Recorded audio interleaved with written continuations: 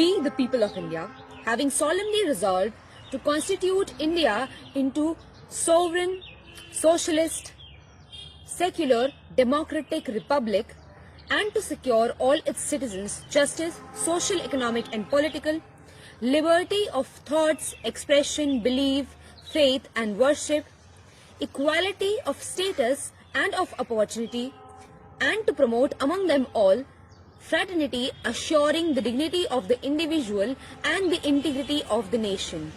In our Constituent Assembly, this 26th day of November 1949, do hereby adopt, enact and give ourselves this Constitution. संविधान की प्रस्तावना पढ़ना तो बहुत आसान है, मगर आज के हालातों में संविधान दिवस की बधाई देना उतना ही मुश्किल। आज संविधान दिवस के मौके पर जब हम ये प्रस्तावना पढ़ते हैं तो पढ़ते हैं कि वी द पीपल, यानी हम भारत के नागरिक। और जब हम भारत के नागरिक की बात करते हैं तो क्या हम ये कह सकते हैं कि हम किस मोड़ पर खड़े हो गए हैं आकर के आज, जहां हर वो व्यक्ति, हर वो तबका, हर वो संगठन जो लोकतंत्र को, संविधान को मजबूत करने की कोशिश कर रहा है, उसको कमजोर करने की कोशिश की जा रही है।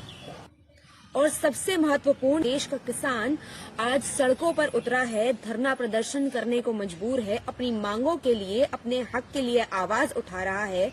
तो हमारी सरकार उन पर लगातार वार करने का काम कर रही है। पहले अपनी नीतियों से वार कर रही है और उसके बाद उन पर, जब वो अपनी मांग के लिए धरना प्रदर्शन कर रहे हैं, एक शांतिपूर्ण धरना प्रदर्शन करना चाहते हैं, तो उन्हें दिल्ली में आने से रोकने के लिए वो उन पर लाठी डंडे बरसा रही है और इस कड़कड़ाती ठंड में वाटर कैनन का प्रयोग किया जा रहा है।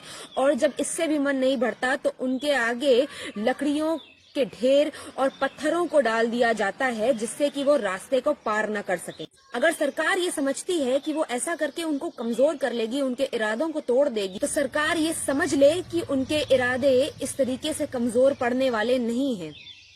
और असल मायने में आज संविधान दिवस की बधाई के वो हकदार हैं कि सरकार के इतने अत्याचारों के बाद भी वे किसान, हमारे देश के अन्नदाता, वो डिगे नहीं हैं अपनी जगह से और अपने हौसलों को लेकर के वो आगे बढ़ने की कोशिश में लगातार खड़े हैं। और उनकी इस लड़ाई में मैं उनके साथ हूं, क्योंकि मैं जानती हूं कि उनसे ही ये देश है और उनसे ही हम सब हैं। धन्यवाद। जय हिंद।